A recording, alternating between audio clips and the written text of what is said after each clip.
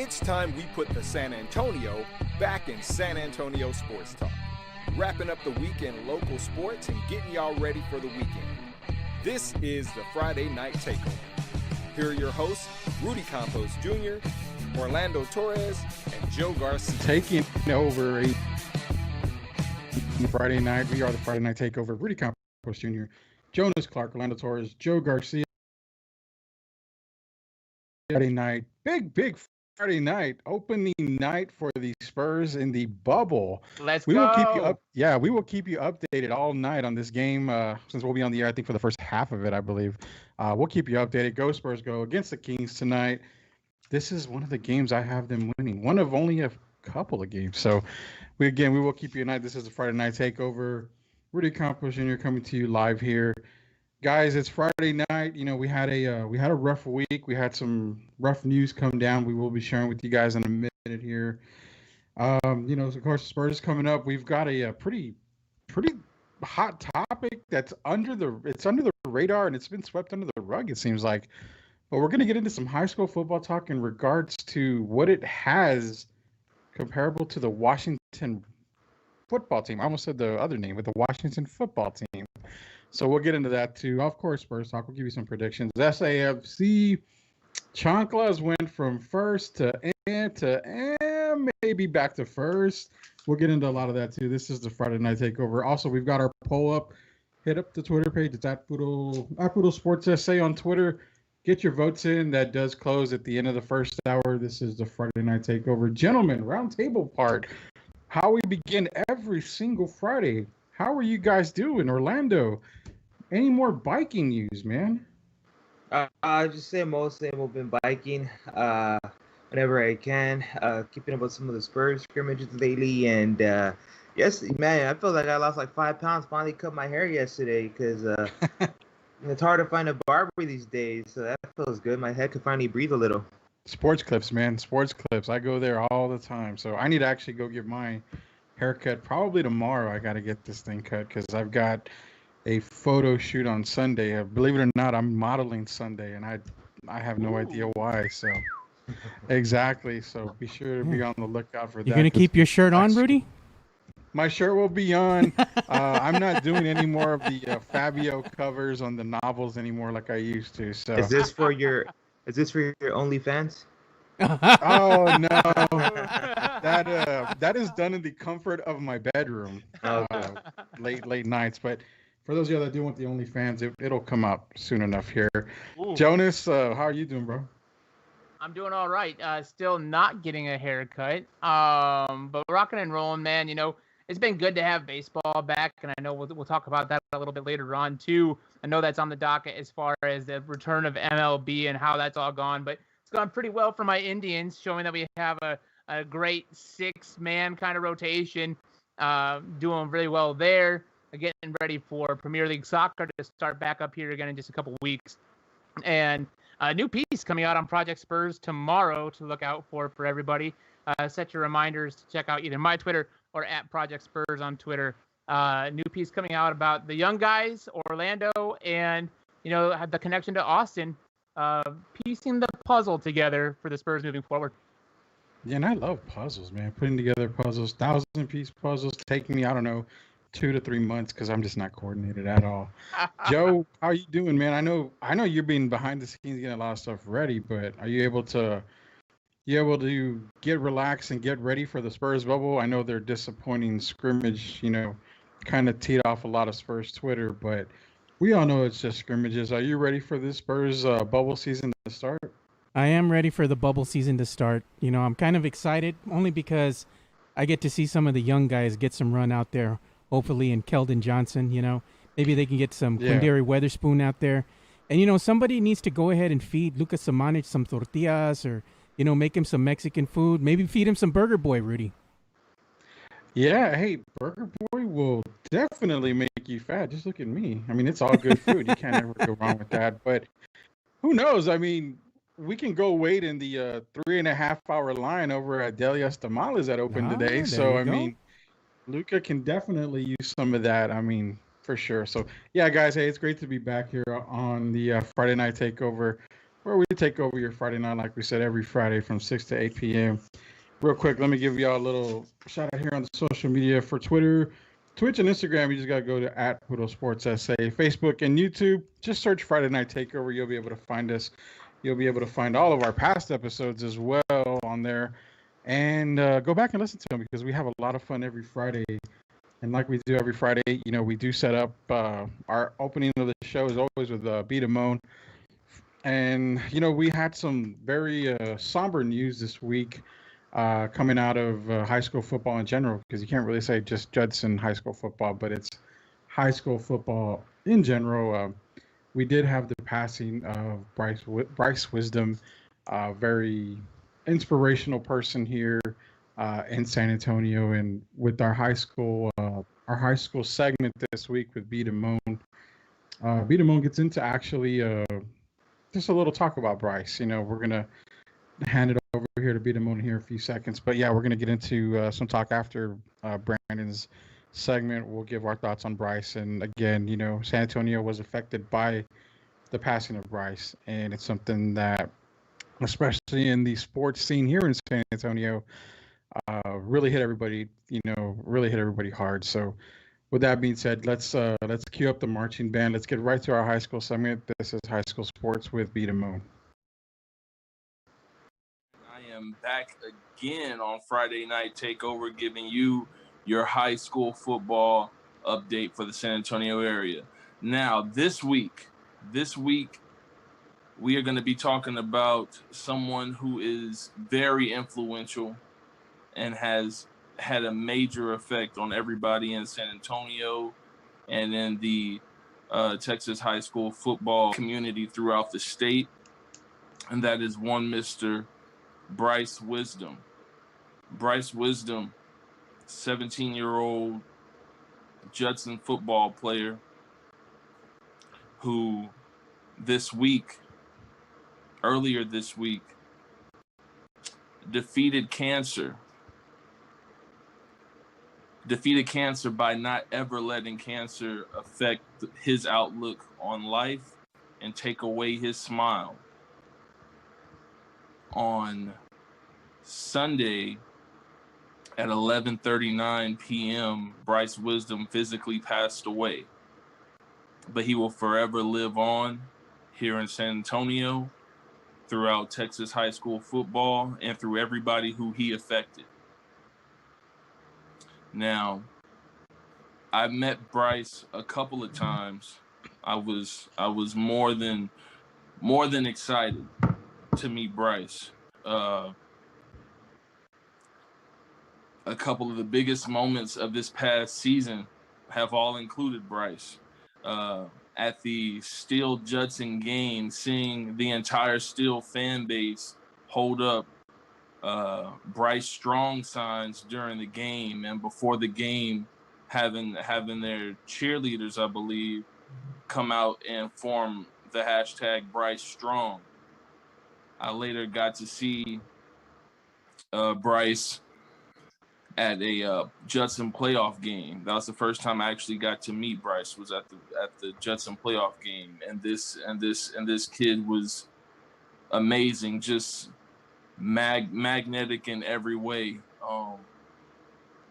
My prayers and the guys over at Friday Night Takeover, all of our prayers and condolences and comfort we want to go to the Wisdom family. This is something that we will continue to fight, being cancer. It's something that we will continue to live our lives like, is live like Bryce. His last words to his mother were, "I won." And he never let his situation get him down. He had a great supporting team. He continues to have that great support, an incredible family, and a community at Judson, in Converse and in San Antonio that will continue to support him. I got to be in the car parade for his birthday, and when I tell you, everybody who knows San Antonio and has been out to Converse around 5:30, 6 o'clock. You know that traffic is crazy.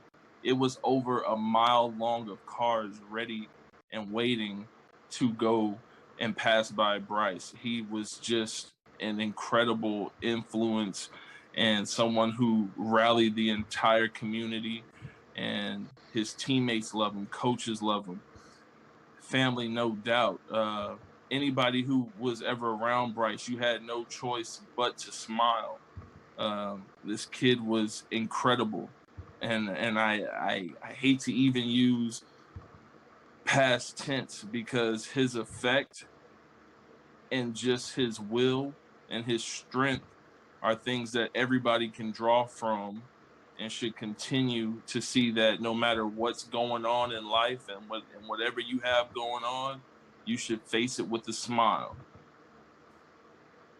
You should face it with a smile. No matter what you're going through, you should live like Bryce and face whatever adversity that you have with a smile and not let it change who you are. So with that being said, I'd like to take a couple moments of silence for Bryce Wisdom.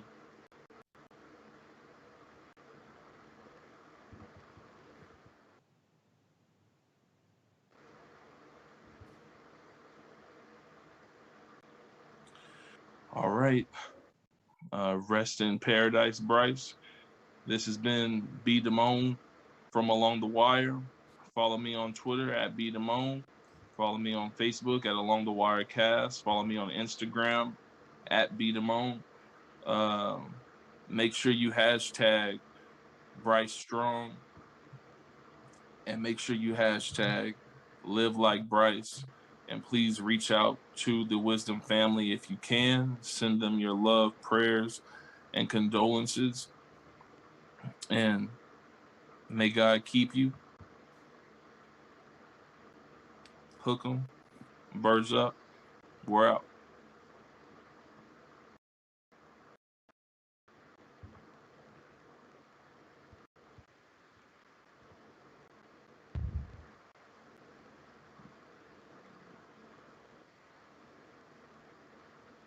And that was B. Damone coming to you from at B. Damone is his Twitter. You can follow him at Along the Wire. Well, check out Along the Wire from B. Damone. That was his tribute to Bryce Wisdom, who did end up passing away this week. Again, it was somber news for San Antonio. I think a lot of us have been affected by cancer in some form, shape, or way. I know my dad had to come to it. Actually, it'll be 2 years, August 12th. So, I mean, guys, Jonas, knowing how much Bryce meant to everybody in the sports community and even the San Antonio in general, how hard of an impact was it for you especially, but for people around the area? It's one of those things that I don't know that it was necessarily difficult after the shock of it, right? After we all got the kind of the update from Bryce's mom early on Sunday, that he'd kind of taken a little bit of a turn. He was struggling a little bit, and that kind of hit you hard. But the prayers still came in. Everybody put their thoughts out there, and still positivity that he would pull through. And I like Beat Damone mentioned. One of the last things he said to his mom was, I won, and that it never broke his spirit. And so when it did come down, when we all got the news on Sunday night about his passing, it was one of those things. And for I don't want to speak for everybody, but kind of like my thoughts with it and my experiences and having lost loved ones to cancer before too, is there's almost like a sense of relief, I guess, in a sense, and a sense of peace. And then also just that reflection right away of, here was this man who gave it his all, and like he said in the end, he didn't give up to or give in to, letting it beat him down mentally, even into, Sunday, still fighting strong and everything like that. And unfortunately, it's nature took its course, I guess, if you will. Thoughts and prayers are out with the family. It's cancer sucks, to put it bluntly. Everybody knows that. And here was a young man who made the best of his situation and always tried to stay positive through it. And in the end ended up uniting a whole city and really inspiring a lot of people like Beat Damone said, where it's just, no matter how hard your day can get and whatever, approach it with a smile, approach it with grace and gratitude, and with just an I can kind of attitude, and that's why those words carry on. Live like Bryce Strong. Yeah, Orlando, you got some words for everybody out there? Yeah, no, it's real sad just to hear about, just see how positive he was, but it's also just the way it went down, like the way it happened. Like he still kept a smile to his last moments. He stayed positive. Just all the love and support he still showed all the way. And I know it did hit a little deep here in the household. My cousin is a high school teacher at Judson. He's a freshman teacher, so he didn't have any Bryce for any classes, but he said, just about for like the past 2 weeks, like in their group chat, the teachers or some of the other staff, like it was all about Bryce. Like, some of the teachers talking about how like they had him in his classes, and just people were able to drop off flowers or stay in touch with the family, or talking about how he was like on game day when the Rockets were getting ready for football games. So I know that was definitely shocking to him, and just seeing it all over the city. Like, even if you didn't know him personally, it still hit you in some way. Just knowing, just somebody, a beautiful person, beautiful soul like that, just having to go out like that. Yeah, for sure, man. That smile was contagious that he had. It made everybody's day, no matter how tough it was for him. You could always count on the smile. Joe, I know you talked to B. Damone, during his tribute to Bryce. What feelings have you got going through you, sir? Yeah, well, it was a tough day, reflection all this week, especially Sunday, Monday, because I have a daughter who's 16. So as a parent, losing a child is something that is undescribable, for most people. They'll never experience that, and most should not experience that. I think one of the things is, like I was telling B. Damone, is going to be like those stages of grief. One of them is going to be the why. We're never going to know the why. We're just going to have to accept that, God has a plan for everybody and everything. And, unfortunately, he called Bryce home, so Bryce was, like B. Damone said, he never gave up, inspired a whole city. And one of the things that me and him both took from Bryce is, no matter what happened, no matter what was going on in his life, that smile, man, it was like a smile that was just piercing. It would go straight to your soul. He was always smiling, always smiling. So I'm always going to have that imprint in my mind. If I'm having a bad day, something's going on, just remember Bryce. Go ahead and just let it go. And just remember Bryce's smile. He could smile through such adversity. No matter what's going on with you in your life, you can go ahead and push through it as well. Yeah, exactly. Like I said, that smile is contagious. Speaking of pushing through, man, hats off to B. Damone. This is a kid that he knew personally. He's had lots of interactions, with the Judson family, with Bryce's family, and stuff like that. And we appreciate him kind of like coming out and sharing. And I know he wanted to share this week too, but that you could kind of see and you could hear and you could feel his hurt. And I think that it's something you could really pick up from a lot of people on Twitter around the city and everything, as we're all having to remain distant during this time, was just that impact. It was there. It was there, and it was something really special to feel. And it's something we carry forward with us moving on. Yeah, and today Bryce was laid to rest today. His funeral was today, and it is something that the whole city felt. We here at the Friday Night Takeover felt it as well. Contagious smile, great person. Bryce, you're right, sir. You did win. You won the ultimate prize in life, and we will be missed. Everybody will miss you. You had a huge impact on our community. Our condolences do go out to Bryce Wisdom's family. Or from the Friday Night Takeover, prayers, condolences. We hope that you guys, can do your best and, continue on with what Bryce, wanted, and that's just to live life, keep a smile on your face, and keep chugging, man. I mean, no matter what adversity hits you in life, just tackle it head on, just like Bryce did. So from all of us here at the Friday Night Takeover, prayers, condolences. We'll be back.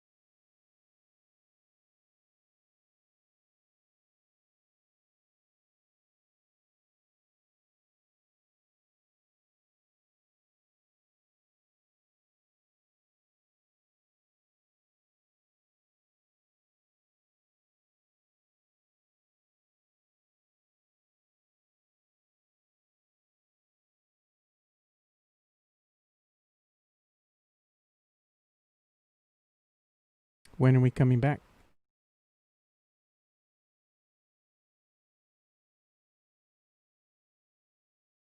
You all have been clear. We're doing that moment of silence, you know. So I put everybody's mics on.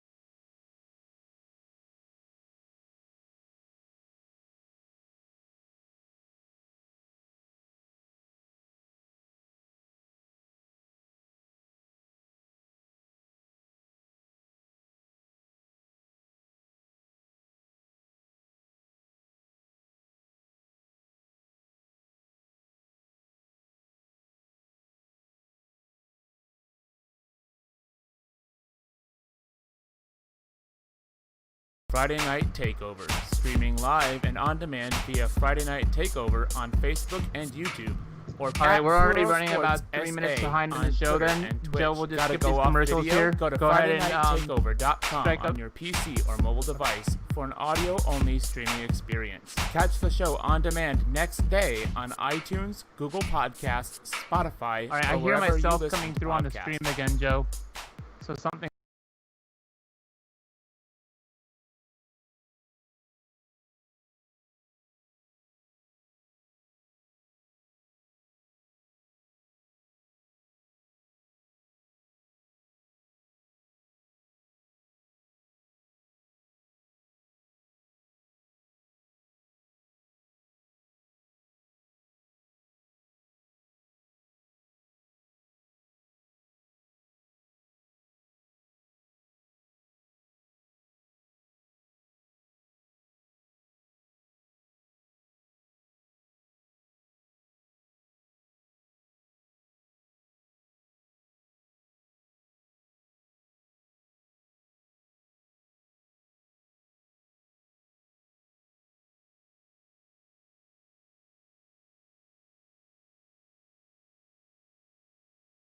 Friday Night Takeover, Rudy Campos Jr., Jonas Clark, Joe Garcia, Orlando Torres, like I said, coming to you every single Friday night. We did have our high school segment with B. Damone, our tribute to Bryce Wisdom. Again, you will be missed, sir. Our legacy will live on forever. But coming back, we did mention earlier we're talking Spurs talk, but what we didn't quite share with you on some of this Spurs talk was the overall picture, the umbrella, as you, I guess, as we could say, is Spurs Sports Entertainment, SSE. Everybody's favorite three letters in San Antonio, SSE. We had some stuff come up. I believe Joe Garcia is the one that shared it with us here about the Crocketeers in San Antonio, supporters of the SAFC soccer team here in San Antonio, having some frustrations because of season tickets, not knowing if they're going to come back next year. Everything's up in limbo. They can't really get any word out of SSE. Last time this happens, everyone got that feeling. We lost the Stars, Silver Stars. We lost the Rampage, right? Or something. Yeah, I got brain fart there. We lost the Rampage there, and my boy T-Bone was taken away from me. So everybody has this little feeling, this little taste in their mouth when it comes to SSE. Now everyone's fearing that SAFC might be gone. Does that spell doom for one San Antonio Spurs team? That's going a bit too far, but again, we don't know what to expect when it comes to SSE. Joe, you were pretty much the one to break the news to us on, how the Crocketeers were feeling. What are you thinking about the this SSE thing with SAFC? Let's not really get into the Spurs part about that because we can get that into later. But as far as soccer goes, does it look like it's the end of soccer in San Antonio after this season? I think it just spells uncertainty, given the dynamic of the world we're living in and how it's changed for everyone. I don't think that Spurs Sports and Entertainment really has a definite answer for anybody at this point, whether the team will continue or the season will, in fact, even finish. We don't know. There's a lot of uncertainty. So I can see the frustration on the part of season ticket holders, such as the supporters groups, because it's not just, the Crocketeers. You have the other supporters groups as well, such as the Mission Cities firm. They're one of the other bigger supporter groups of San Antonio FC out there, and the 210 Alliance as well. And you have these season ticket holders who, rightfully so, they want answers. They put in their hard-earned money to, support the team and buy these season tickets, and they just want some type of reassurance. Hey, we're still going to be good for this season, and if we're not, how are things going to transpire? Are you going to refund us the money? How? When? Should we expect that? And not only that, but the deadline for renewing your season tickets for the next season are coming up, and there still hasn't been any word from Spurs Sports and Entertainment in regards to how they're going to handle that. Are they going to move forward, or are they just going to, bill them, so to speak? And if something happens, we'll refund you maybe, but there's really, no definite answer. There's a lot of uncertainty right now. So I think by them saying nothing, it raises all these concerns because everybody, as you stated, knows all about, the Stars being sold to Vegas. They know about the Rampage being sold to Vegas. So by them keeping quiet, they're like, is SAFC going to be the next one to go? I can see the situation and how frustrating it can be right now, but I do think that Spurs Sports and Entertainment should, in fact, release some type of statement to reassure the fans that things are going to be okay, even if the season does come to an end. Oh yeah, and that's the uncertainty part. I think is that we have no idea what's going to happen if you can't get answers. And let's be honest, man, if you're trying to buy season tickets for the following year because you're going to keep your season tickets alive, you should have an answer from somebody. Oh yeah, no problem. Yeah, we can do this. We can take deposit. We can do this. We can do that. If there's uncertainty, then you're obviously keeping quiet, and that's what's scaring a lot of people. Jonas, you like to follow SAFC as well as Orlando does too. But what do you got as far as SAFC? Do you think this is a concern, a legitimate concern going forward with the way SSC is being hush-hush about everything? I mean, maybe it's a little bit of a concern, but I think that the greatest thing, again, it's just that transparency. That's the real issue here. If you're asking me to make an investment for next season, I do need to have some kind of assurances that it's even going to happen. Especially where you're given right now if I was a season ticket holder for SAFC, I don't, and any sporting team right now at this point, I kind of feel a little bit slighted because this is just looking at it from a COVID standpoint, and we don't even know if we're going to have this whole pandemic thing figured out by 2021 even. So for sports teams to already start asking you to secure for next season, it's a little bit maybe ahead of itself because we're not even sure, if we're going to get any fall sports at all. At this point, we don't know if we're even going to come back in January when 2021 starts and be able to have, fans in the stands again. So the real issue here is the fact that they're even asking at this point. This is the middle of an economic situation that is hurting a lot of people to put down money. And I don't know what the cost of SAFC season tickets are. But even at this point, to ask $300, $400, $500, $600, $700 anywhere in that range is a little bit difficult on those families here in San Antonio because we know, the cities have to reach out and get grants from private funders and from the state level to be able to help families out during this time. So if I was an SAFC supporter, I haven't received a refund. As far as I know, they haven't received refunds for this season. All the compensation for their season ticket price this year is just being on the screen at home games where there's nobody else to even really watch you and see you there. They kind of turn to the TV broadcast, goes to it occasionally, but I'm still not getting my money's worth if I'm just still watching the game at home. So that's already a kind of a slap in the face, if you will, to season ticket holders from that point. And then to ask me about next season already. And yeah, you give the trend, the Stars go, the Rampage go. There's even rumors and rumblings about the San Antonio Spurs. And I know we'll get to that here a little bit later too. But SAFC, there's reason to worry. And personally, my money's not on season tickets at this point. Let's just put it that way. Okay, Orlando, being, you'd like to cover SAFC for us here at the Friday Night Takeover. I mean, like I've asked Jonas and Joe, is it some kind of concern that we need to be worried about? Knowing we've seen two franchises already relocate to Las Vegas, I wish I could relocate to Las Vegas because I'm a gambling man, so I'd be in heaven if I was in Vegas. But, do you think you think that's something to worry about? I mean, people are wondering, are we going to get refunds for our season tickets? I know Commander fans are still wondering about that because they haven't been paid. Right. But Orlando, what do you think about this whole SSC thing? It just, as a fan, it kind of just, not knowing if it's going to be another season or what's going on with season tickets in general just kind of makes you feel like, is there even a plan? Or maybe there's not a plan. You just kind of feel like left out of the bubble, just want to know what's going on. And yeah, starting to see some of the minorship teams here, kind of get sold off like whatever pieces we have here in the city. Like, it is a little bit worrisome. I mean, these times aren't doing anybody any favors, but for an organization as big as SSE to come out and ask people they're going to purchase season tickets without having a plan or even sure about refunds of fans not able to attend games is eye-opening. So I understand the frustration here, and I think this is something that fans should keep pressing on because they're going to have to get answers fairly soon. They should have had one by now.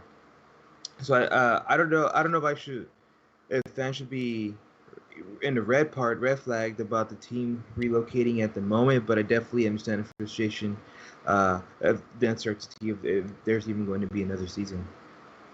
Yeah, for sure, man. That's the uncertainty. And, it's funny because we bring up SAFC first because it's what's kind of being talked about and the whole rumor and the frustration with the Crocketeers. But ultimately, it affects the Spurs, too, which is why in hour two, the end of hour two, we're actually going to talk about how SAFC, and there's so many S's in this, the San Antonio Spurs could be affected by all this stuff.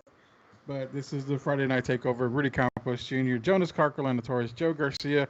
Don't forget to go to our Twitter poll, which is at Budo Sports SA. Go out there and vote. The poll will be closing at the end of hour one. The thing with SAFC is this.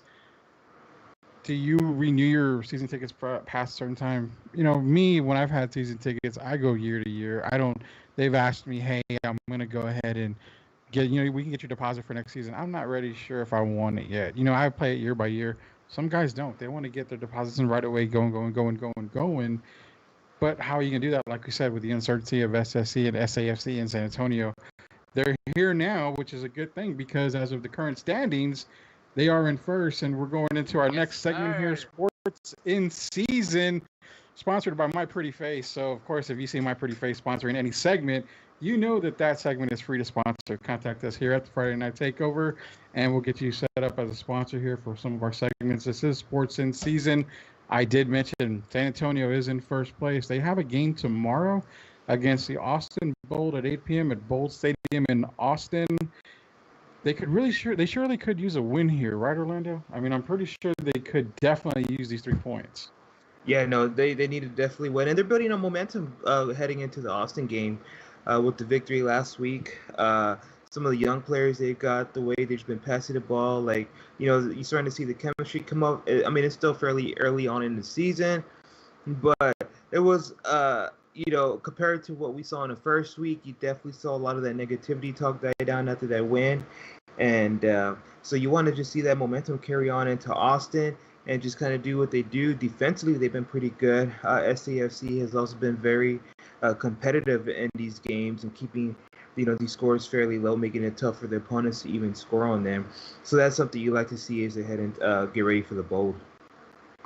Yeah, for sure. Jonas, you being, Mr. SAFC here, in my opinion, because you follow anything and all things San Antonio.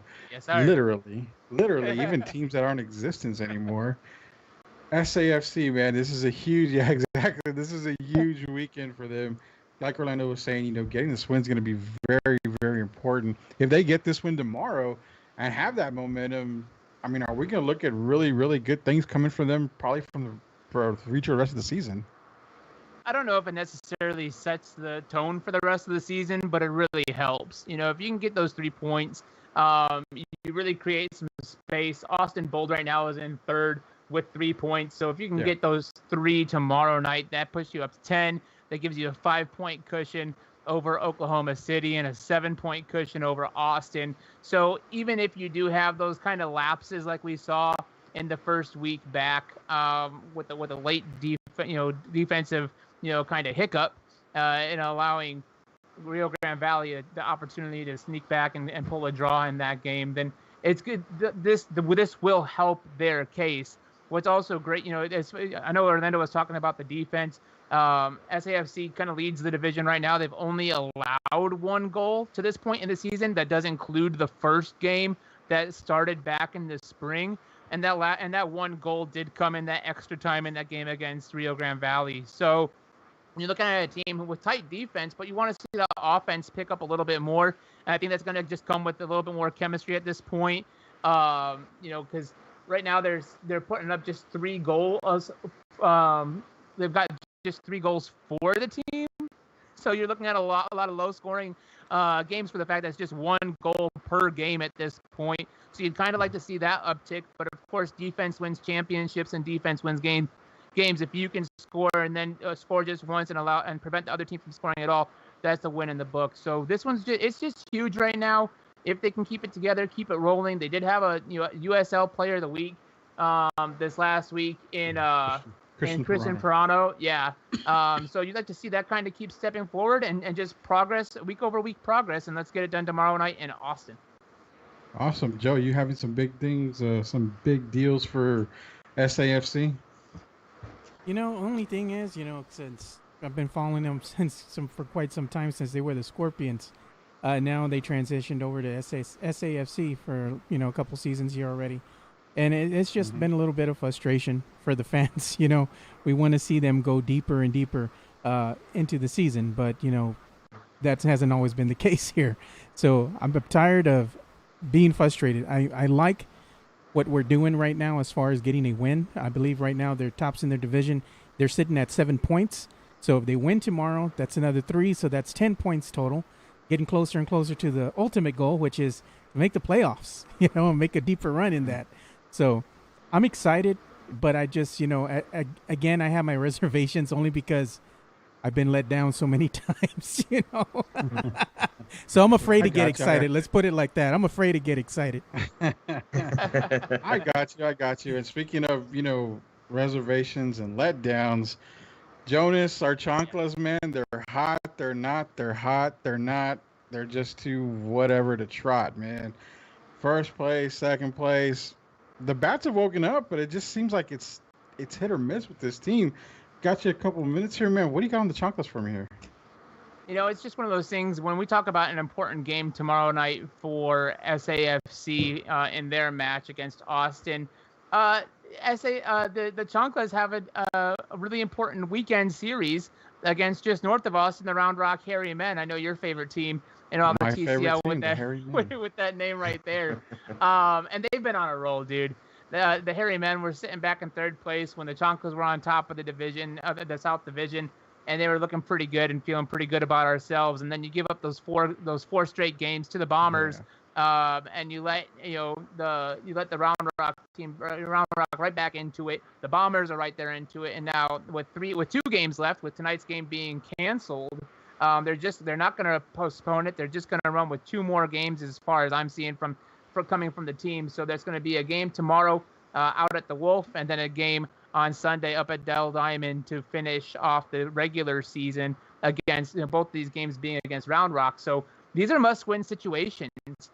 Sitting a game and a half back in the standings with Round Rock up on top of it all, and even if you split this weekend series, advantage Round Rock. So we're hoping for a big weekend from the Chanclas, and then also, guys, a big weekend from the Victoria Generals. They're sitting there at the bottom of the division. They've got the Brazos Valley Bombers this weekend. They've got a game tonight, and I believe they've got 2 more this weekend to finish off the whole weekend series. So we're Victoria's Generals fans right now, and we're Chanclas fans right now. Let's try to make a push, because only the top 2 teams make it into the playoffs. Nice. So, hey, it is a big weekend. And, the thing, too, is that, like you said, SAFC's got a big game. Chancla's got a big series coming up. Let's get these wins. Spurs starting tonight. We've got a lot of stuff going. Sports is starting to roll, except MLB is screwing it up. But everything else, the sports world is starting to roll. This is the Friday Night Takeover. Rudy Campos Jr., Jonas Clark, Joe Garcia, and Orlando Torres. We will be right back.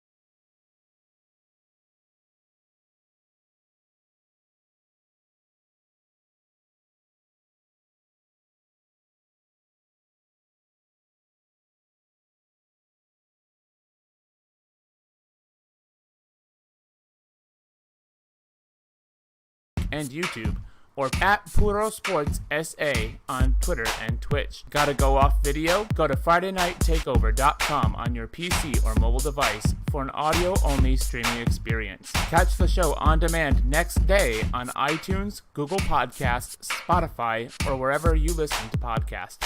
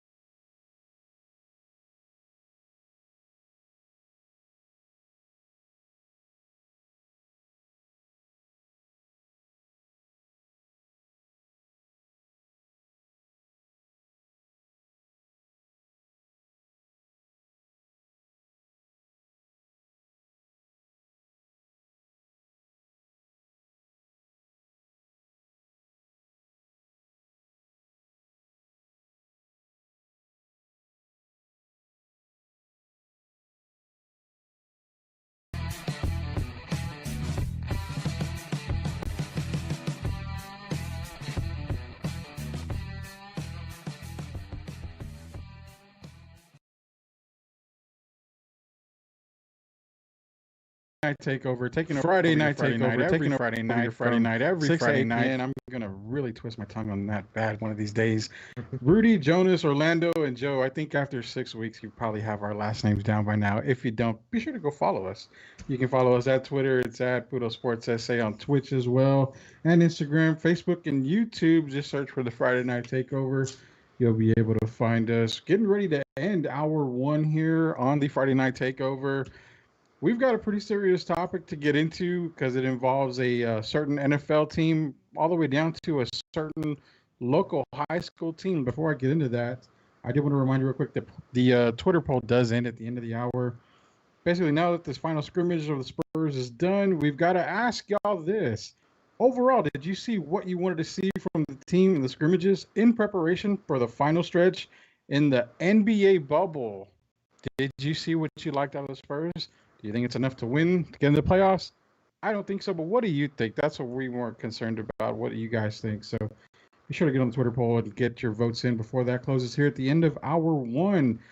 But as I was suggesting, we're talking about high school.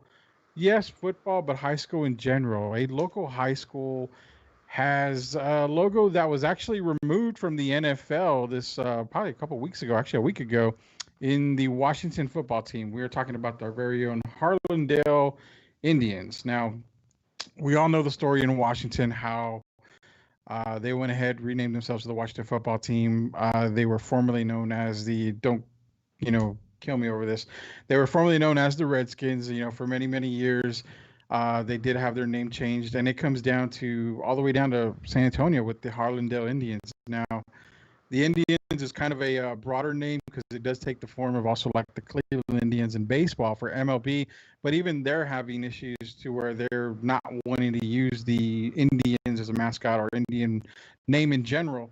So again, as it trickles down, we're seeing everything from Florida State, the Seminoles as well, under fire for something like that. We're coming back down to San Antonio. You have the Harlandale Indians. Again, are they going to have to change their mascot, change their name? We did see something similar to this happen years back with Sam Houston High School in San Antonio when they were originally the Cherokees, ended up changing their name to the Hurricanes. So Harlandale's not the only school in town that actually has something similar to that. Antonian Apaches are the same thing. I mean, you've got a couple of schools here that you think we're going to be under fire. We haven't heard yet. We've heard some alumni, and as far as the letters go, that one alumnus wrote a letter to Harlandale basically saying, no, don't change the name. That's our history. That's tradition. That's something that we have always had our entire life, the entire time Harlandale's been open. So I get the history part. I get the tradition part. I back history and tradition as far as that goes. I really do. My thing is I get the Washington side. I do get that. Is it any different at the high school level? That's what we're trying to get at here. Jonas, at the high school level, can you really hold the high school level to the same pedigree as the NFL? I think you can, because it's still, look, we're going through kind of like a cleansing of our society right now, and recognizing that some things that used to be acceptable, just because maybe they were forced in by predominantly white voices because they just wanted to, and they were the ones that funded the school, and that's kind of where they decided to go with things. We're becoming a much more inclusive society, and when you become more inclusive, you also make yourselves a little bit more sensitive to the opinions of others, including those that you've wronged. We've seen, it's not much of an issue or a total debate anymore when you have schools named after Confederate generals, right? We don't have a whole lot of schools out there called the Redcoats, as far as I know. Blue Coats gets used a lot, but Redcoats don't. Why? Because those were the British when we were even in the fight for our independence.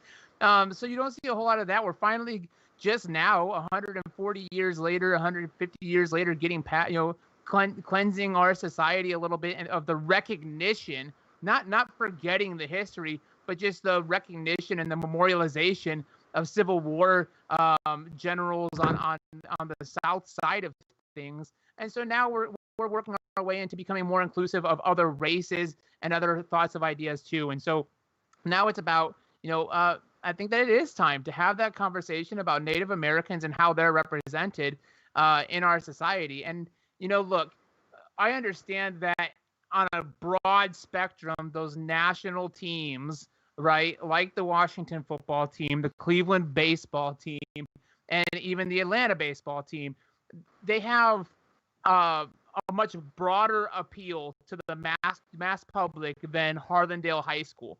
But I think that once that precedent is set at one level, and you say, that this isn't tolerant here, we don't tolerate this, caricaturization or even just this misrepresentation at this level, because you even have to go into how the Indian name isn't necessarily representative of that group of people that are preferred to be called Native Americans, right? So when you have to go into that whole kind of conversation, I think that when you have it, in order to help and move along the broad picture at the national level, it really helps when you start making those corrections at a local level. And I understand the history too. Being from Cleveland, I'm a fan of the Cleveland baseball team. But there's some things that, again, as you become a more inclusive society, you become more sensitive to the thoughts and opinions of others. And sometimes you just got to change, what was to become better for tomorrow and to what is. Yeah, for sure. I totally get, like I said, I totally get the perspective. And the reason why I came to you first is because you weren't born and raised here in San Antonio. Obviously, being from Northern Ohio, when we come back, real quick, when we come back in hour two, we're going to actually just drop the bomb question to begin hour two. And we'll get to that here in a little bit. But Joe, again, you, and myself, Orlando, we've born and raised here in San Antonio. We have a lot of roots here in San Antonio. When you hear, Harlandale Indians, I mean, for you, Joe, is it more about tradition, or is it about something that, okay, we need to follow the steps of the Washington football team and make notice and aware, like, okay, it's not a good thing to use this mascot? Well, that's a good question, because I had a lot of family of mine that go to Burbank. They went to Burbank. They went to, Brack. They went to South San. And sometimes they would play against, Harlandale. So I understand the rivalries. I understand, the long-standing traditions when it comes to schools and it comes to sports in general. But in today's society and the way that everything is progressing along, at some point in time, if something is offensive to not just one, but to a number of people, maybe the name change is adequate at this point in time, because it's a different society. I mean, it's not the same world we grew up in, Rudy, or even Jonas, or even Orlando, when we were younger. Things change, and unfortunately, you have to let go of some of those traditions, because you have to be part of this movement to bring about change, and things will get better. But unfortunately, you just have to learn to let go sometimes of, logos or names that become offensive, even statues, for example, that we see out there that are offensive to people. It's a different time. It's a different movement, and people are, like they say, woke. They're not going to put up with that anymore. Yeah. So you got to go ahead and go with what society is telling you at this time, and what they're clamoring for is change. So I think it's about time that something does happen. Maybe they need to change the name. Who knows? I don't make those tough decisions, but obviously something needs to happen. Yeah, I get you, Orlando. Before we get ready for hour two here, I want to pose that same question to you. I mean, is it something that, the same pedigree is high school football, high school in general? Because it's not just football. It's the school. It's overall the school. I mean, if you go to Harlandale and you don't play football, it doesn't matter. You graduated at Harlandale High School Indian. Is that something that you keep the same pedigree with the NFL? Yeah, no, I think you have to. I think it's an argument that's going to start coming up more and more, and you really seen it happen with San Antonio College already in a local level. Just recently, they had a vote to change the mascot and the name. They're still looking for a name and mascot currently. So right now they're still still the Rangers, but they're looking for a new name and mascot. And that was a vote that came down to 59-40. 5941 in favor of removing the name. And that was from a Mexican American faculty and staff program called Somos La Gente, who fought that for a number of years and finally was able to get that changed. So that I mean that is a community college. So eventually I think that's going to be brought up around Harlandale, and and I kind of get it growing up here in the South Side. You go biking, you go walking down the street, you got the missions there, just the the culture on the South Side, the art, the food. So you kind of see how people pay homage to those indigenous ways and their indigenous ancestors, and I totally get that. But when you just look at the Indian head on the logo, like you kind of question it and kind of wonder like where they got the name from, and it is something that not an easy subject to bring up, especially when it comes to changing the name like that. Yeah, it definitely is not an easy subject. I mean, it took years for Washington to actually be convinced to change their name. I know Cleveland's had a little battle with the, well, I'm going to say the Indians. I mean, I know it's Jonas, but, as I said, Atlanta has another team. I mean, they're not necessarily, it's weird because Atlanta doesn't necessarily have, directive towards a tribe or Indian in general. It's the Braves. I mean, it's kind of hard because you can even say the same thing. Well, what about the Warriors in Golden State? Warriors, I mean, could it be in reference to, an Indian tribe? I mean, we don't really know on a lot of these things. So it seems like a lot of team names, mascots can be subject for change at this time. I mean, unfortunately, that's kind of like we were saying. That's kind of the society we live in now. We understand it. We truly do. When Joe and I were growing up, which was probably like 90 years ago, everything was okay. I mean, we weren't so easily, offended by things is what I'm going to say. These days, it's not so much as being offended as it is being educated from everything I understand. Right. But to me, I'm so easygoing. I'd love to see, Harlandale, in my opinion, keep that name, but we're going to get into that subject when we come back here on hour 2 of the Friday Night Takeover. So far in hour 1, we've had B. Damone, talk about Bryce Wisdom. We've paid a special tribute to Bryce as well. We talked about Spurs and sports entertainment, the 3 letters that people just don't want to hear about, SSC here in San Antonio, because we're losing teams left and right. Is SAFC next? We talked about earlier the first hour. We're going to get into Spurs talk in the second hour. Chanclas, hopefully they do good. SAFC, hopefully they do good. We're putting our hands together, saying a big prayer for them. So, yeah, we took over hour 1. We're getting ready for hour 2. Coming back, we're going to drop that big question when it comes to the Harlandale logo. The question is simply, should they change it? I mean, simple yes or no, and that's it. You have the poll that actually ends here in a couple of minutes on Twitter. Again, the poll was, were you satisfied? Basically, were you satisfied with what you saw in the Spurs scrimmage? Or you think the season's over? This guy does. If you don't think the season is over and they're going to make the playoffs, then, hey, guess what? Jonas is one of those guys. Get out there and vote. Got a couple of minutes here. Also, if you're looking right above me this way, hour 2, you're going to have your Spurs update, live update of the scores as the Spurs going on. So you can continue to stay with us here on the Friday Night Takeover. We'll take care of you. We'll take over your second hour here. We'll be right back.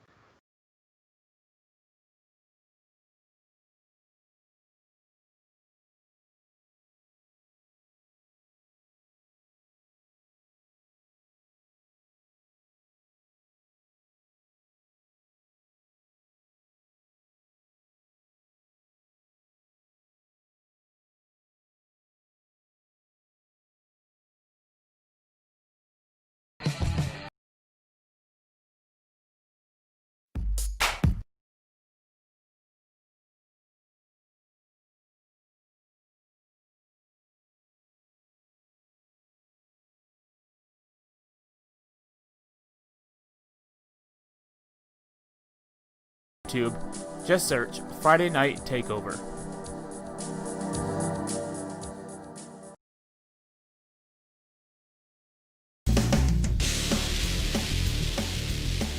Is there a local team or athlete that you think deserves more recognition? We want to highlight them. Email the show FridayNightTakeover@gmail.com or give us a follow and DM us at Puro Sports SA on Twitter and Instagram.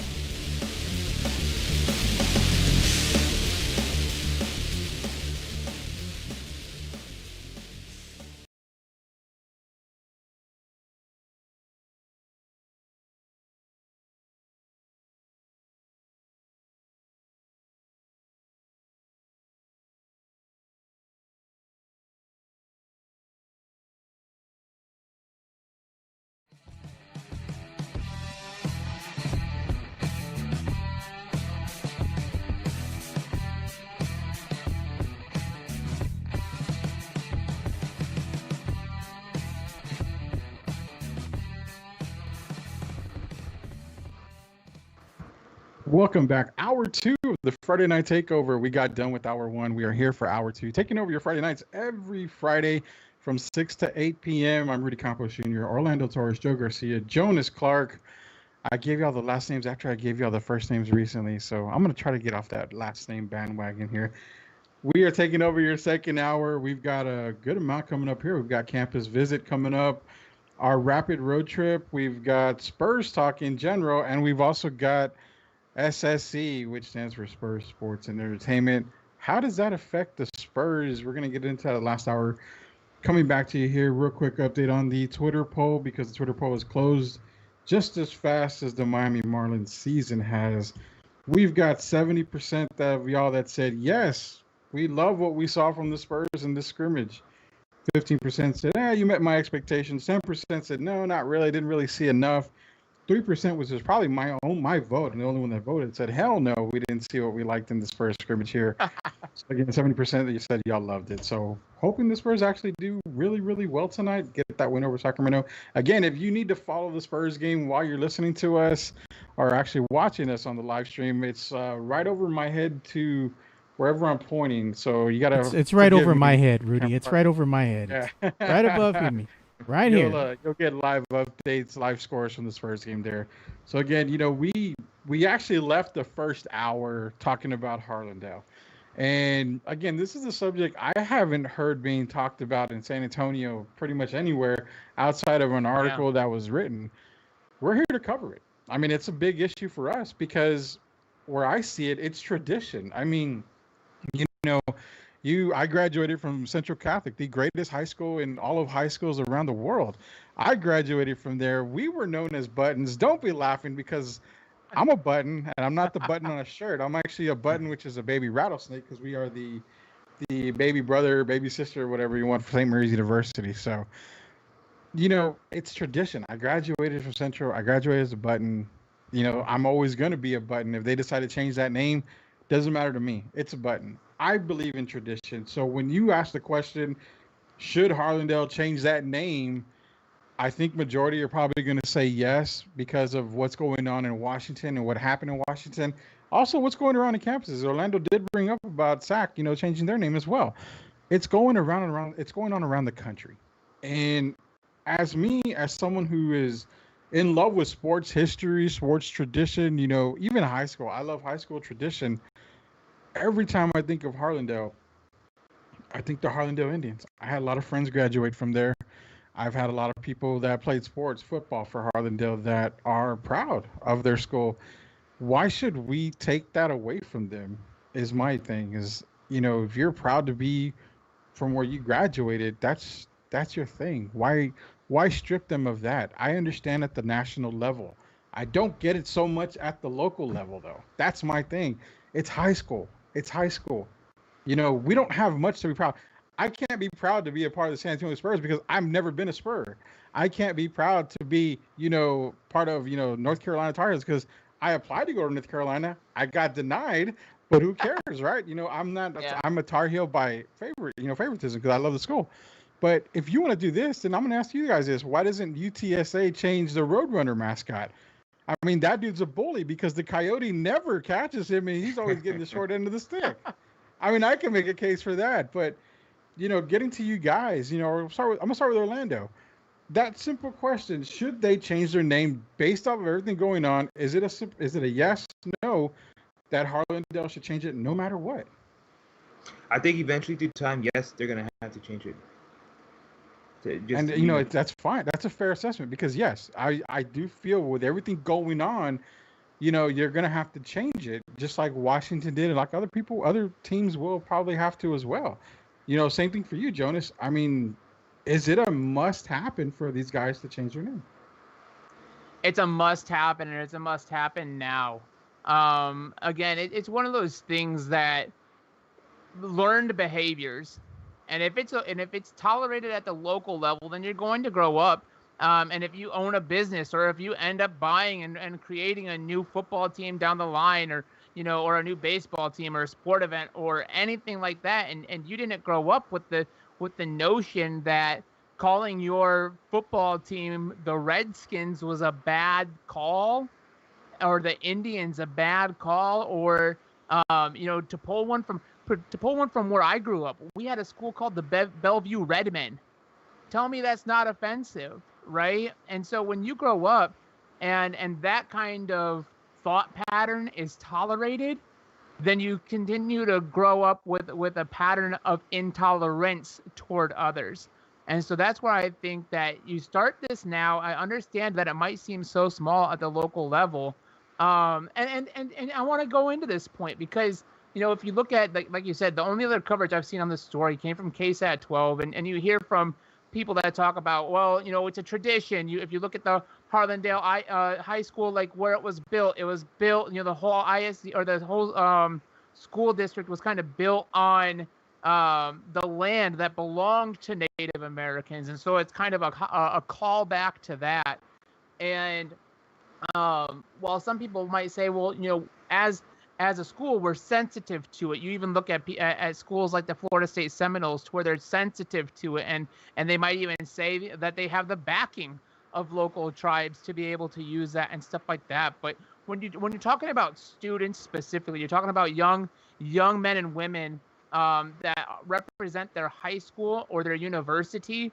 They even if they are taught through their school, the code of conduct as to what's tolerated and what's not. In the student section at basketball games, we don't tolerate, fake tomahawks. We don't tolerate, headdresses. We don't tolerate war paint. We don't tolerate these things because we had to have these conversations with our local tribes and stuff in order to be able to use these kind of stereotypical Native American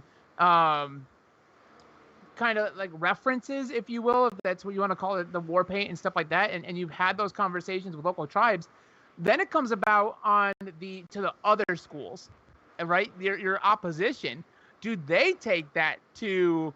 Are they tolerant and are they knowledgeable as to what is PC and what's not, when maybe making fun of another school or trying to go, like in high school how you kind of have good fun against poking jokes at your other school that you've got that weekend or whatever, and so you don't want to run into a situation where a student from an opposing school goes and does something really insensitive towards Native Americans just because in regards to Harlandale High School, just for the fact that they were ignorant to the fact as to what this really is.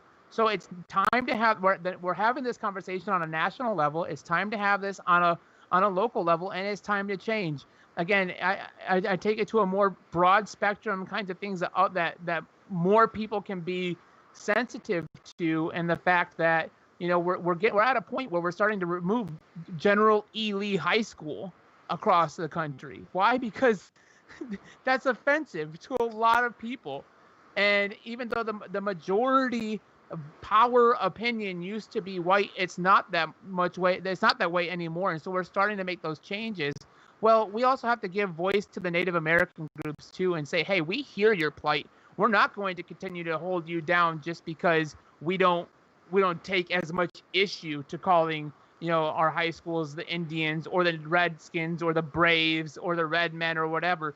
We're going to have these conversations. We're going to create this change, and it should start at a local level, because what we do later on, we start to learn our behaviors at that young age and growing up. So even if it's a matter of pride, if it's a matter of tradition, traditions change. They need to, if the world is going to move forward.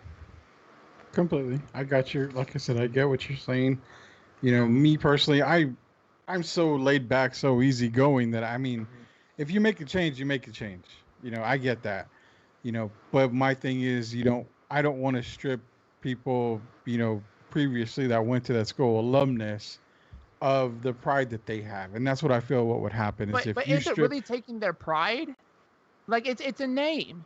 It's literally just a name. I've been to a good friend of mine who went to Harlandale. His room, he's got his football helmet. I mean, he's He's got stuff with the Indian logo on it, the mascot, because of his Harlandale roots. Nobody's censorizing his room. We're just saying moving forward, like even though he was a Harlandale Indian, his kids won't be a Harlandale Indian. Does that really make that much of a difference in the grand scheme of things and what's offensive to and offending others? I can tell you one thing. To some people, it actually does, Jonas, because you have a long-standing. It's tradition because you have a lot of long-standing traditions with families. Like there's been families or generations of families that have gone to the same schools. Like, for example, cousins and second-generation cousins have gone to the same school. Then they go on to have kids, and they go to the same school. And they want to pass on that tradition. So, to a sense, there's a lot of tradition that gets lost with the name change and with the logo change. But I'm saying with today's times, it's a conversation that needs to be had, so we can educate and move forward as a society. I understand what you're saying, but at the same time, I know how certain things operate here in San Antonio, especially with, a number of families going to the same school for so many years. Right, but so that's kind of like the same thing when you talk about the conversation going on in the state of Mississippi right now, where they don't want to, where they're having a whole issue about just removing the Confederate flag from their state flag, and they have the Confederate flag up in the corner of the stars and the bars. And so you talk about tradition, you talk about, things that they've learned and things that they want to pass down and things that they've represented.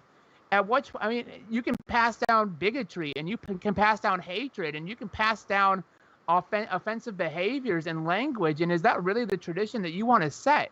I think, and rather than just doing it because you're just going along with the movement, I think it's an empty action if you don't understand why you're making that action.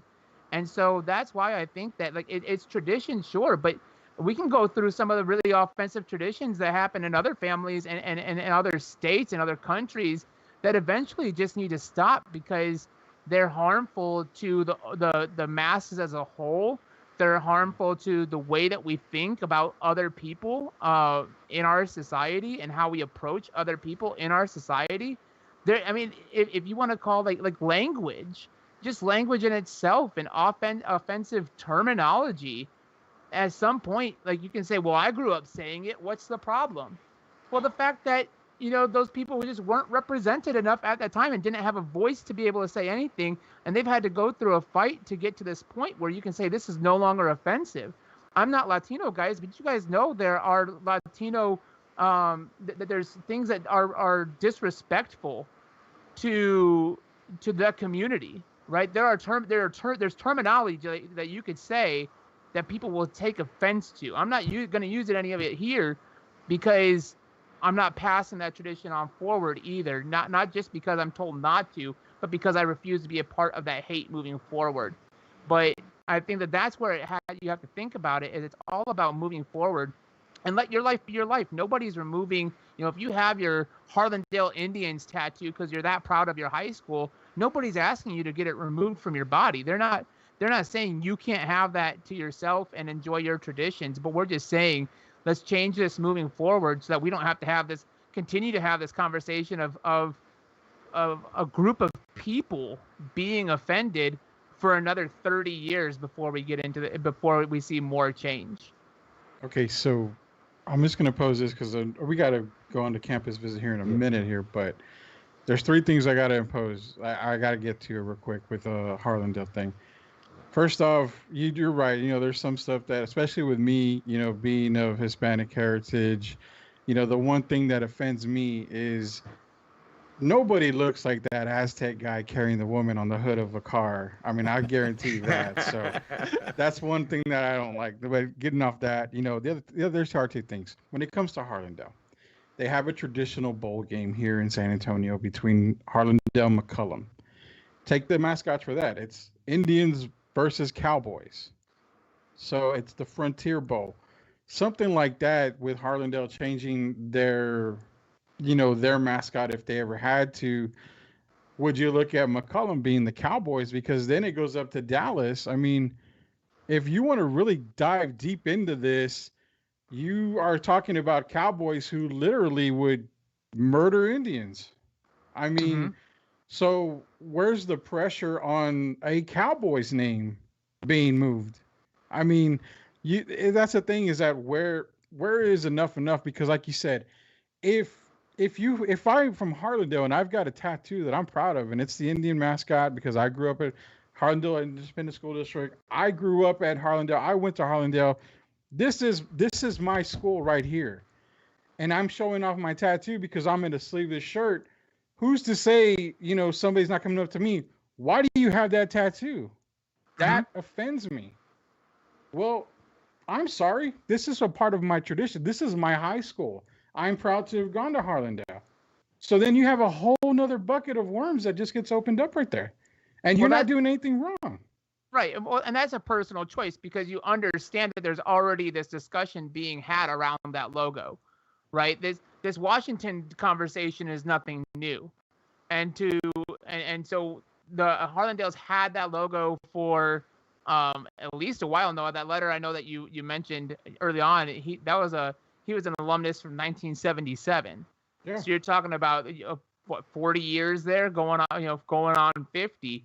And so you open up yourself to that kind of conversation, just like the guy who decides to dress up like a lizard and implant things into his forehead and stuff like that. And Austin opens himself up to having that conversation with people. And I'm not saying that everybody has to agree with what you decide to do with your time, with your body, with your space, and everything like that.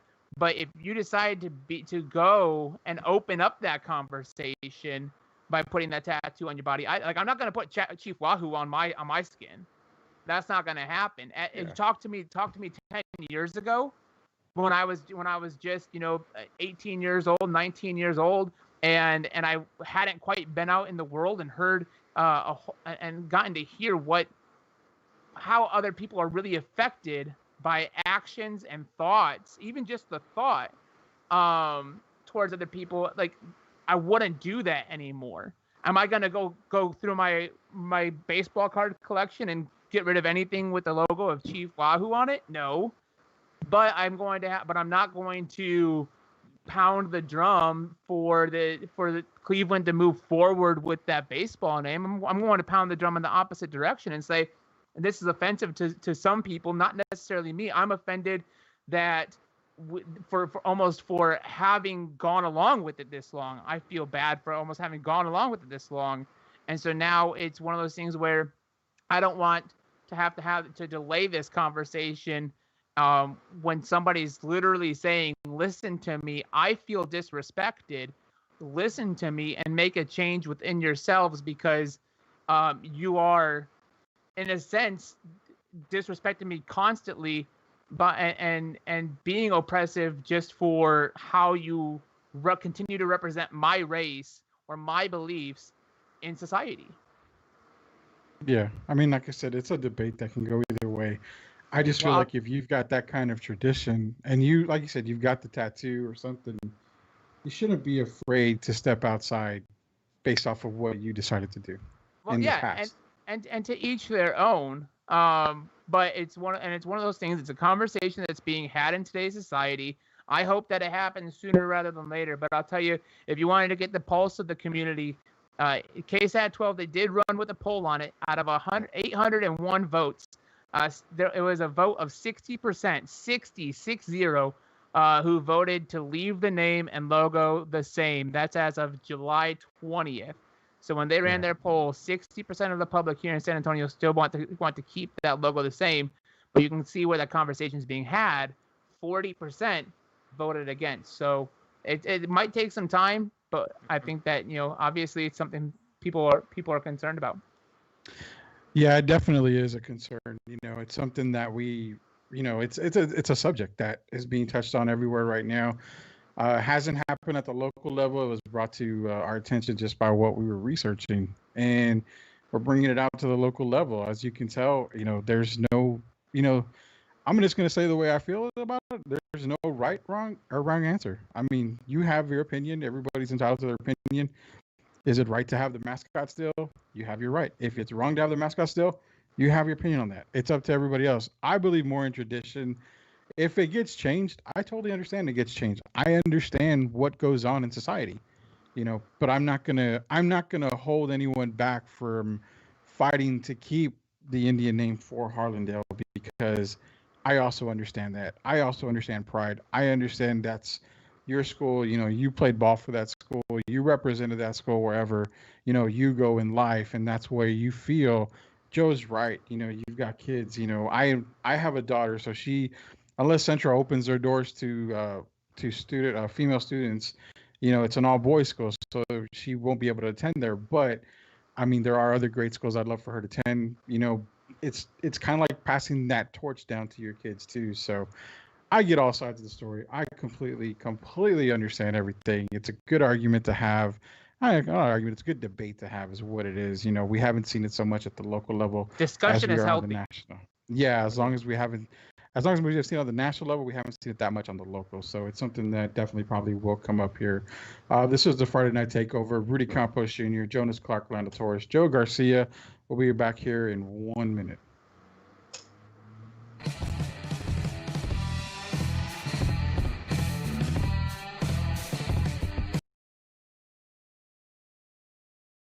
We're clear.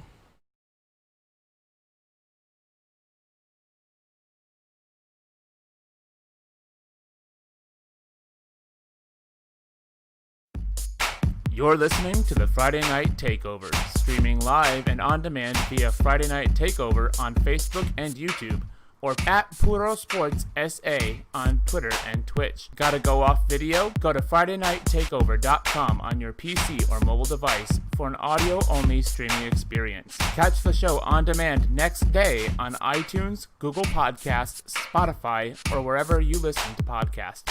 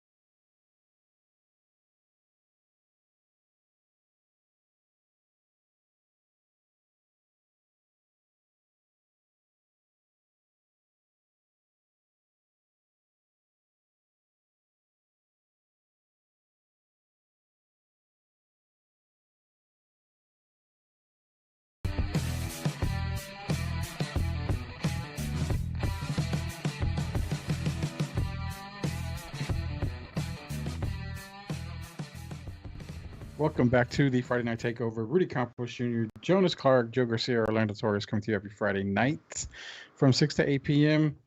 We had I'm not even going to waste time. We had a very good discussion about Harlandale High School. I think this is a discussion that we will have from time to time because it is something that is going on in today's society when it comes to mascots being offensive or just trying to make them, just trying to update them and not be so to where people are having issues with anything like that. So, I mean, we get tradition, we get pride, but we also get that there is a society out there that definitely wants to see some change. So, moving on, from the debate and discussion of the mascots to the debate and discussion of your San Antonio Spurs, 1-2 in the quote unquote preseason scrimmage schedule, starting the bubble right now.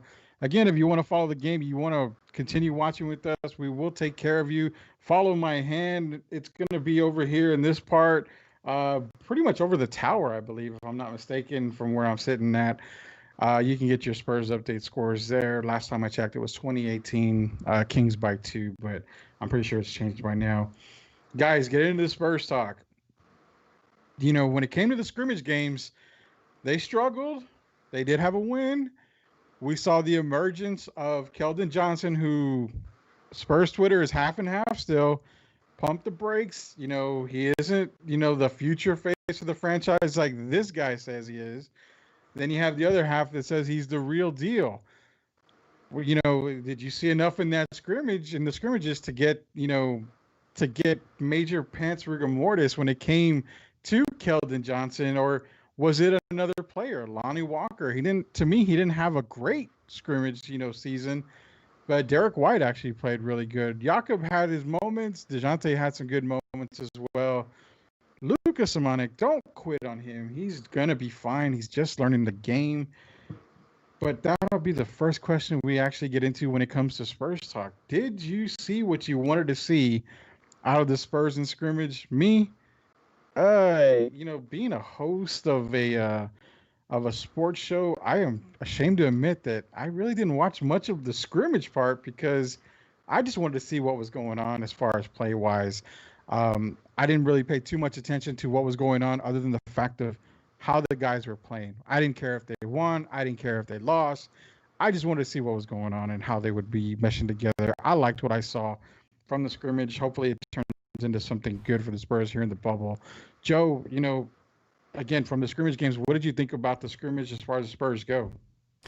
I like the fact that they were playing the younger players a little bit more. I got to say that, it was refreshing to see because they're exciting to see out there in the court. And you really want to see how the younger generation of Spur player is developing. We actually did see that Keldon is a little bit further along than most had anticipated, but it's because of his upbringing, his pedigree. He was a Kentucky product. And usually when you play at Kentucky, you come out and you're NBA ready, So kudos to the coaching staff over there at Kentucky. And not only that, but you're seeing a little bit more playing time coming out of Quindary, Weatherspoon. You're seeing Drew Eubanks get some run out there. You're also seeing Shizemi Metu get some run, and you also get to see the exciting lineup of they inserted Lonnie Walker as a starter, and he's playing out there alongside Derek White, DeJounte Murray, Jakob Portal, so everybody's excited to see the young core out there running and, doing their thing out on the court. But, as Coach Pop had alluded to and the coaching staff, they're looking to develop these younger players. So they're saying maybe in a nice way that they're not really trying to win. If they win, hey, it's a plus. But I think what they're trying to tell everybody over in Spurs Nation here is we're going to develop these younger players. And if they can get a win, good on them. And if they get a loss, well, at least they got the experience and the playing time that they need to go ahead and flourish for next season. Because if you want a player to get better, no better way than to get some minutes, especially like they did against the Pacers. They had that young core out there for most of the fourth quarter.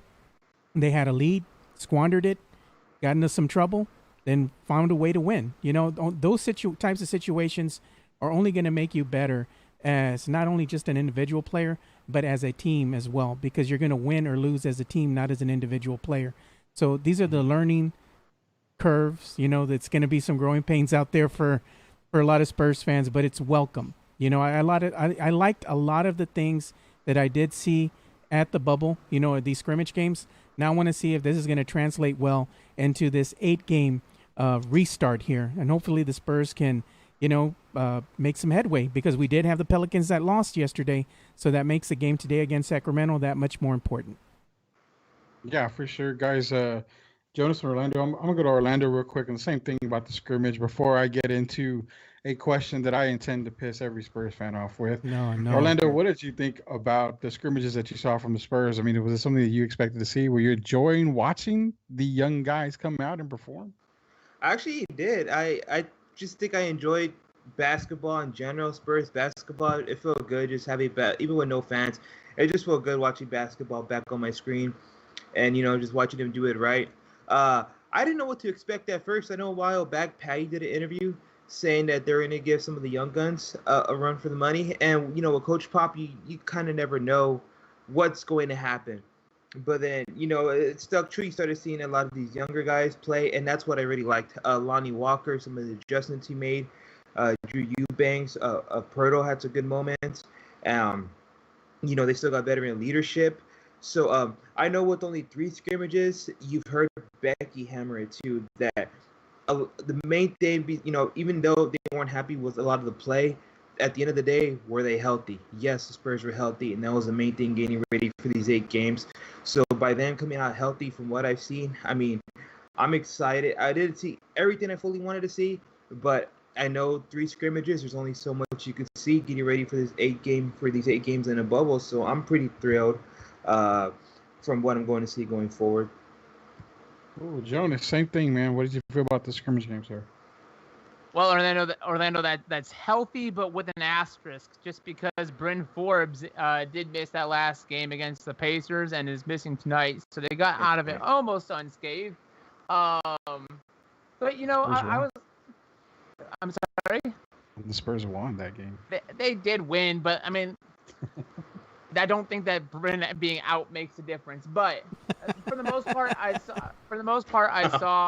saw what I wanted to see. I fall into that 70%. I didn't see 100% that I wanted to see. I still expected to get a little bit more of the young guys, to be honest. Watching Marco finish, I think both of the first 2 games was a little bit rough to see. I think that he got too much run. Maybe even Rudy got a little bit too much run, but he takes a little bit extra time to get those old man joints moving. So it was kind of understandable. I would have also liked to have gotten a little bit more of Quindary Weatherspoon. I think that he's one of those guys that the organization has to make a decision on, with his 2-way contract being up already, even just after 1 year. So I think that he deserves a little bit more run so we can make an accurate decision, and I think that he can be a good piece moving forward. But overall, especially going with you, Joe, that the last 5.5 minutes there in the Pacers game, where you got to see Luka, Lonnie, I think it was Chimezi out there with Keldon and Quindary. And I mean, what a great 5 to have out there. That represents both of the last 2 draft classes by your San Antonio Spurs, and watching them go out there with a 10-point lead and preserve it and win by 7 is pretty huge. That's a big moment for those guys. Quindary struggled a little bit down the stretch, but what's going to help, all these guys moving forward, I think it's going to be sets like that you see, where you see all 5 young guys on the court at the same time. Is going to be really crucial because they've got chemistry already coming up from Austin. So rather than, it becomes a little bit more of just go out there and play, rather than maybe typical San Antonio Spurs basketball. It's a little bit more the simplified Austin Spurs, where they can just kind of feel comfortable, get their feet under themselves, and then have a little bit more confidence moving forward in this stretch. I think that was important, even though we only won one of the 2 games. That last one, which we did win, kind of showed that Will Hardy, at least at coach, was willing to stick with the young guys when it came down to it. Yeah, for sure. I'm glad they stuck to the young guys. We're seeing that tonight, actually. I'm looking at a real quick update on it. I'm noticing that Derek White is having a really good game right now. DeJounte's having a good game.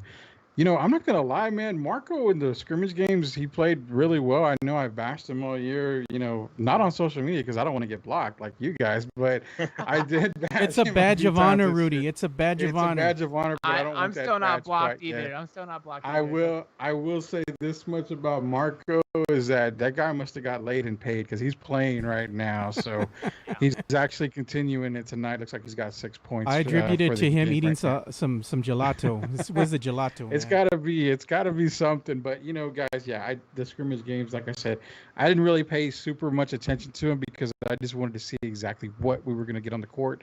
I enjoyed what we got on the court. I know it was a 1-2 record for the preseason games, but so far tonight they are looking good. The youth is looking good right now. I've got a couple of questions for you guys before we move on. This is where I said I would probably piss off Spurs Twitter. For me, I buried the season a long time ago. Going into the bubble, I didn't expect them to make the playoffs. I still don't expect them to make the playoffs. In fact, one of the things is, what is your prediction for the record at Orlando? Seeing how they came back with these 3 scrimmage games. I think we had a prediction beforehand how we feel they would do in the bubble, but now that we've actually seen them play, has your prediction changed? Mine hasn't. I still got them at 2-6, winning tonight and one of the Utah games. I'm sorry, Spurs fans. Boo me. I totally get it. I understand, but I do have them at 2-6. I think they still got some more growing up to do. They're not going to be ready quite yet. Burying the season, like I said, I buried that season a long time ago. So I apologize for that to a certain extent. And that way, if I am correct, then I can come back at all of y'all and say, I was right. I told you I was right. Joe, what are you thinking, man? What's your expectations? Is it bury time, or do you have the shovel? Are we going straight up Undertaker on the Spurs? And what do you think their record's going to be? I think they're still going to have not a good record, but I expect them to at least be able to win at least 2 games. Now, will they be able to go 6-2 like a lot of Spurs fans over in Spurs Twitter are predicting? I don't know if they have the experience to do that or the personnel, seeing that, Trey Lyles and LMA are out right now, so they're not playing with the full team. They're kind of hobbling in to this NBA restart. So I think right now the best thing to go ahead and take away from everything, whether they win or lose, as long as we get a healthy dose of these young players and them getting some minutes so they can develop and get that experience out there, that's always a plus. Whether they win or lose, that doesn't really concern me too much. I'm just looking to see the development of these younger players, as I stated. If they make the playoffs with this young core, hey, that's showing me that we're going to be in good hands. But if they fail to make it, that's okay too. As long as the young guns out there get some much needed experience. Joe, I'm going to need you to put a number to it, though, brother. I need your prediction. Are you going to say 2-6? Are you going to go a little 3-5? You can't give me a wishy-washy. I'm going to go ahead and say no. I'm going to go ahead and say that the Spurs are going to go 4-4. 4-4 for Joe. All right. So we've got Rudy at 2-6, Joe at 4-4. All right. Orlando, what do you got, man? Oh man. All right. I'm going with 3-5. I do like what I'm seeing so far. My main thing is when they start playing the Nuggets, when they play the Rockets, some of these other teams, it's just what comes to closing the game. I know early on you're going to see a lot of the energy. You're going to see a lot of these young guys getting in. With LMA out, some of the leaders out, just how are the Spurs going to close the game? Kind of like what we saw in the regular season. That's what I'm going with 3-5. All right, Jonas. Let me hear your 8-0 prediction. 8-0, right? I don't 8-0 and Bryn Forbes is the MVP. Let me hear it. I don't think that it's gonna quite go 8-0, but I will say that I think they're gonna go 6-2. I'm kind of in line there with Spurs Twitter. No, shut up. Hey! Let me tell you why here, real quick. I think that they started off tonight and they pick up the W tonight against the Kings. And then as we kind of get closer, you're declaring victory. You just jinxed them, man. Hold on. I'm not an actual jinx. We don't know that yet. But as you come down the stretch, guys, it's going to be really important to see as these other teams that are already qualified for the playoffs, and maybe as their spot in the playoffs and their position becomes solidified, do they continue to run their stars out there? That's going to be one of the big questions. A team that's more secure, kind of like the Jazz, kind of like the Rockets, which are our last 2 games. Are we really going to see Rudy Gobert out there in game 8 of this? I don't think so. Which plays to our favor. The Sixers, I think they've got the 6th seed in the East with a healthy lead over there. So after they win a couple, are they really going to come out there and continue to roll Simmons and Embiid? I understand these guys need minutes, so they might get some run, but I don't see, maybe the coach is preserving an opportunity to pick up a W that night, whereas San Antonio is actually fighting for something. So that's why I give them a 6-2, guys. I think the only 2 that we lose is going to be right there, games 4, games 5, Nuggets and Jazz. The first time we play the Jazz there, I think that it's going to be an earth kind of not shattering moment, but humbling moment right there, where it's just going to be like we're going to be riding high, 3-0, coming right out of the gate, and then they're going to be brought back down to reality, lose a couple games, and then with how young these guys are, it's going to be all about how they respond, and I think they're going to respond very, very well. So I'm going to flip you, Rudy. It's 6-2. I don't know that that's good enough to get them to the playoffs because it relies on outside help, who wins other games and stuff like that. But there you go, 6-2. Mark the tape. Let me, before we move on here, I got to just throw one thing out to everybody out there on Spurs Twitter and to you guys here. You said about resting players. I remember every single year, no matter how bad the Spurs were, no matter if they were the 8th seed, 7th seed, or just out of the playoffs, every coach in the Western Conference, every player in the Western Conference would always say the same thing. You don't want the Spurs in the playoffs.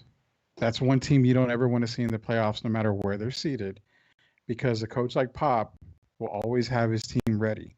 So I pretty much can guarantee you in this bubble, I don't think we're going to see players resting. They're going to give the Spurs everything they got because, again, that's a dangerous team once they get into the playoffs, if they do. So we haven't been the last 2 years. 2 first-round outs, back to back. I think that and with no true veteran leadership to lean on, where you have to be worried about how Manu's going to react, or even to the point, go back 3 years, how Kawhi is going to come out and respond, whether you got him at a 7 seed, 8 seed, or a 1-2 seed. There's no real player on that roster for other teams in the West to be afraid of at this point, which is why I think that they're not going to be worried about us. They're going to just say, we'll let them fight with the Kings and the Pelicans to see who makes it. But our spot is safe, and we need to make sure that we have Donovan Mitchell ready to go ahead and make a postseason run since we're already locked in. I think that's going to be because there is no legitimate fear. This is a whole young roster. 9 of the 16 guys all have Austin Spurs ties. They're all I think the average roster age right now is around 24, 25 years old. That's got to be one of the lowest age groups in all of Orlando. So when you look at it that way, I don't think that they're going to have that concern. I understand that concern, that they used to have, but I don't think they're quite concerned with that anymore. So I hear you. But it does take any team getting into the playoffs. Anything can happen, especially this season because of COVID and everything like that. You could lose your entire all-star starting lineup in the blink of an eye. So we'll see. We will see what happens. My prediction is 2-6 on a healthy COVID bubble. It's 2-6, but if anything happens, I reserve the right to change my prediction at any time. This is a Friday Night Takeover. Rudy Campos Jr., Orlando Torres, Joe Garcia, Jonas Carter coming to y'all every single Friday night. We'll be back.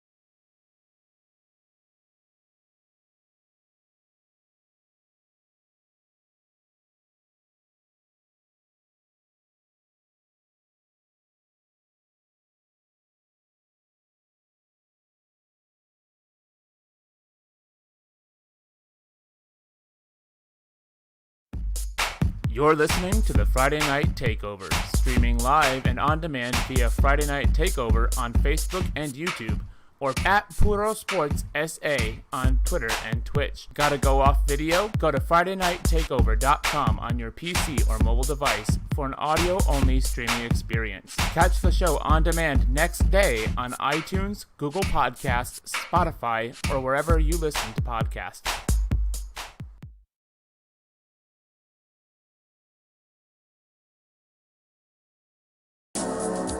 Thank you for listening to the Friday Night Takeover. Want to interact with the hosts? Follow us on Twitter, Instagram, and Twitch at Puro Sports SA, or find us on Facebook and YouTube. Just search Friday Night Takeover.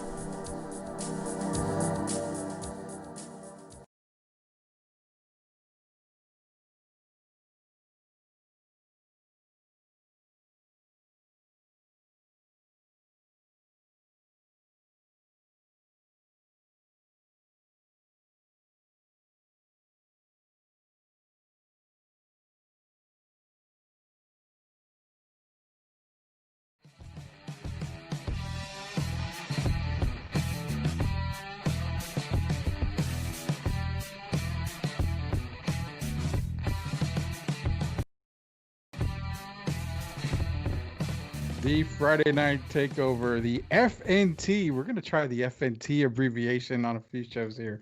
Rudy Campos Jr. coming to you back to you live. Jonas Clark, Orlando Torres, Joe Garcia, each and every Friday night from 6 to 8 p.m. You can hit us up on social media real quick. Twitter, Twitch, and Instagram at Poodle Sports SA. Facebook and YouTube, search Friday Night Takeover. You'll see my ugly mug and these guys' beautiful faces on there. Follow us on all those platforms around all social media. This is the Friday Night Takeover. We're going to jump right into not a rapid road trip, just a road trip around all of sports world out there.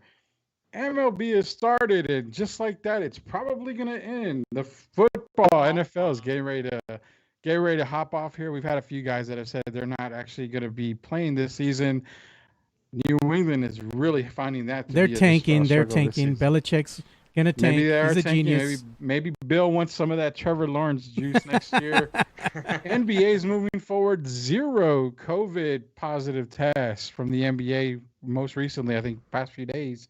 Nothing's coming back. Everything's been negative. It's been running really well. There was a false positive for one of the Kings coming into tonight's game. I saw that. Yeah. So, and also something that didn't get mentioned a whole lot, the WNBA kicked off too in a bubble, similar to the NBA. Again, no issues there. Also, because we rest in peace, San Antonio Rampage. NHL actually, they faced off recently too, and they have their own bubble as well. So there again, another thing. What's the common denominator in all this? MLB, listen. NFL, listen. There's a common denominator. It's cheap at every Dollar General. It's like 50 cents. It's called bubbles. You got to get bubbles. The bubble is working. It's proven to have worked already. So is it too late for the NFL to consider, hey, let's get a bubble going? Now, we had a conversation about this this past week in our production meeting, actually, and we talked about a bubble for the NFL. What made sense? I kind of suggested, well, it makes sense to use the Southwest region or the Southern region for the NFL bubble because you can include Arizona, which is, Phoenix, Arizona for the Cardinals area, Dallas, you've got Houston, you've even got New Orleans. So you've got 4 NFL dome stadiums, whatever you want to call them, to play in. We also have a horrible place in San Antonio, but useful if need be to give you a 5th option. That is the Alamo Dome, that eyesore barn that is downtown. We can actually have NFL football there. So bringing all these teams in, I mean, that's what I would consider to have a nice little bubble there. You don't have to travel very far. You can control where the players are, keep them under wraps. Guys, NFL bubble, real quick. Is it too late to have that bubble? Joe, do you feel the NFL can still work this out before their season gets started? Or are they going to go down the MLB path, start the season, and abruptly end it? I don't know. I think there's still a chance. There's still time. Anything can happen, but, as the NBA has stated, the bubble is working.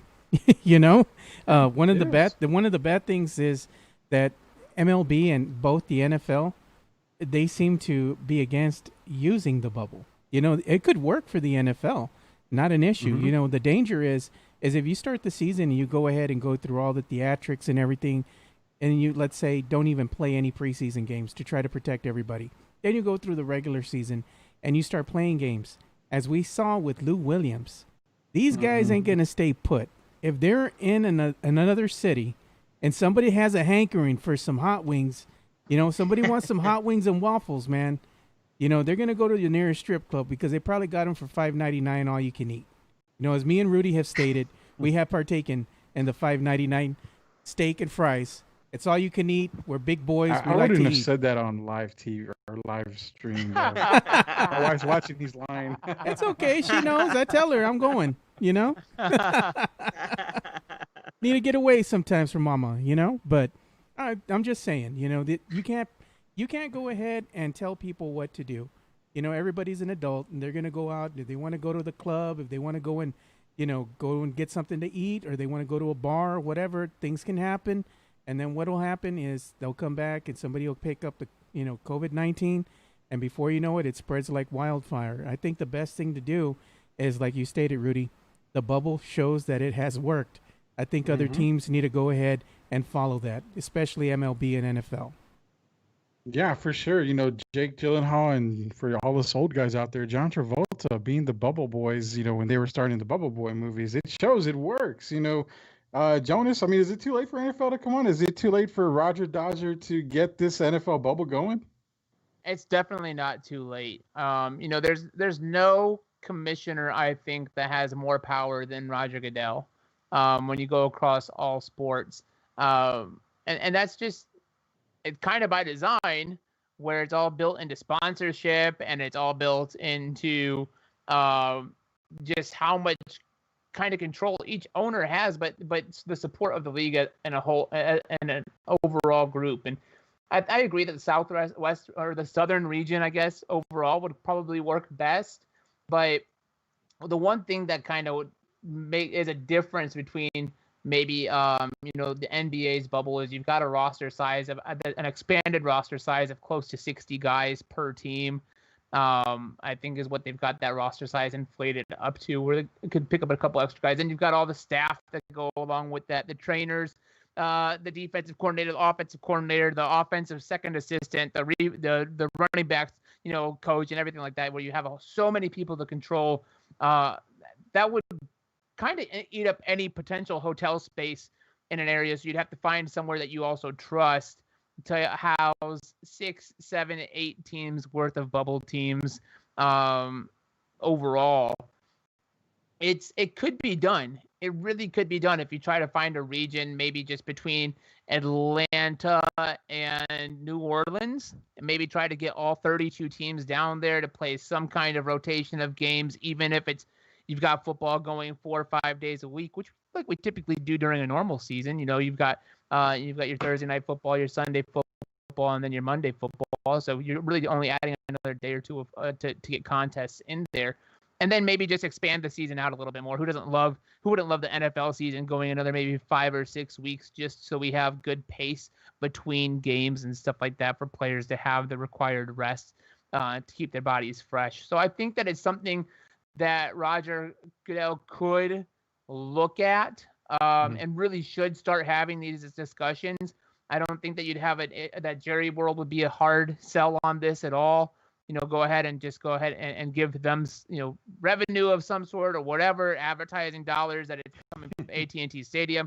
Jerry's going to be all over it. NRG Stadium just over in Houston. You can get a good, nice close bubble. And even if you can control the buses and stuff like that for transportation, you could still run teams in and out if you needed to. If they didn't want to extend the season on too long, you could still have a pretty tight region between, again, Atlanta, New Orleans, Houston, and Dallas, and just run those 4 domes the entire time. You don't have to worry about weather delays or anything like that baseball is having to also deal with, pushing games tighter and having to run some double headers, and you don't have to worry about any of that kind of stuff. So I think it's good. The only reason you might worry about the Mercedes-Benz Stadium is because it might be a little too close to that strip club.